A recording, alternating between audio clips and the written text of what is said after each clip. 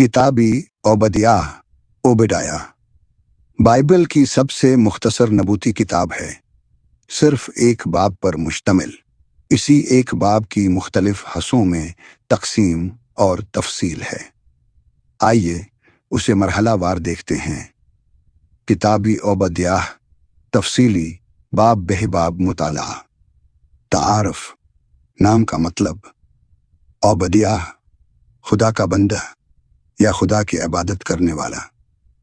अहमियत, यह बाइबल की सबसे मुख्तसर नबूती किताब है, लेकिन उसका पैगाम गरूर, जुल्म और खुदा की अदालत के बारे में नहायत ताकतवर है।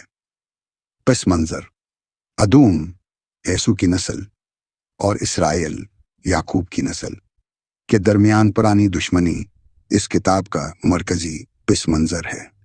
ये दुश्मनी पैदाइश 25 से 27 में याकूब और यसू की कहानी से शुरू हुई थी। अदूम पर अदालत, आयात 1 से 9। पैगाम, अदूम के गरूर और पहाड़ों में महफूज रहने के आतिमाद को खुदा तोड़ देगा। अहम आयत, अगर तू अकाब की मानंद बुलंद परवाज करे, वहां से भी मैं तुझे नीचे उतारूंगा। आयत 4। यहूदी तफसीर, गरूर गवगावा को सबसे बड़ा गुनाह समझा जाता है क्योंकि ये इंसान को खुदा से अलग कर देता है। अदूम की पहाड़ी कलाबंदी पेट्रा उसके गरूर की अलामत थी। सबक, कोई कौम या फर्द अपनी ताकत या मकाम पर फख्र करे तो वो खुदा के इंसाफ से बच नहीं सकता। हिस्सा 2, इसराइल के खिलाफ अदूम की दुश्मनी, आयात 10 से 14। पस मंजर, जब यरूशलेम पर हमला हुआ, मुमकिना तौर पर बाबल के हाथों, अदूम ने खुशी मनाई और इसराइल के खिलाफ खड़ा हुआ। अहम आयत, तूने अपने भाई याकूब के खिलाफ जुल्म किया। आयत 10। यहूदी तफसीर, भाइयों के दरमियान दुश्मनी को खुदा सख्ती से देखता है।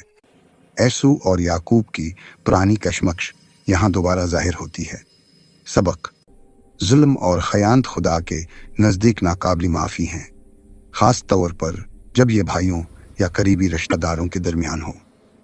हिस्सा 3, खुदावंद का दिन और कौमों पर अदालत, आयात 15 से 18। पैगाम, खुदावंद का दिन सब कौमों पर करीब है। आयत 15। अदूम की सज़ा उसके आमाल के मुताबिक होगी।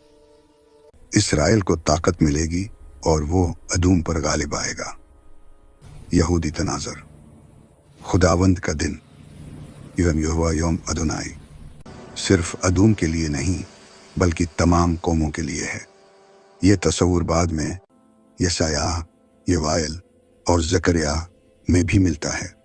सबक, खुदा की अदालत आलमी है और हर कौम अपने आमाल के मुताबिक जवाब देगी। हिस्सा 4, इसराइल की बिहाली और खुदा की बादशाही, आयात 19 से 21।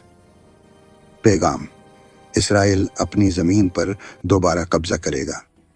नजात कोई सीवन पर होगी और बादशाही खुदावंद की होगी। आयत 21। यहूदी तफसीर, ये मसीहाई वादा है कि आखिरकार खुदा की बादशाही कायम होगी और इसराइल बेहाल होगा। सबक, अदालत के बाद बेहाली आती है।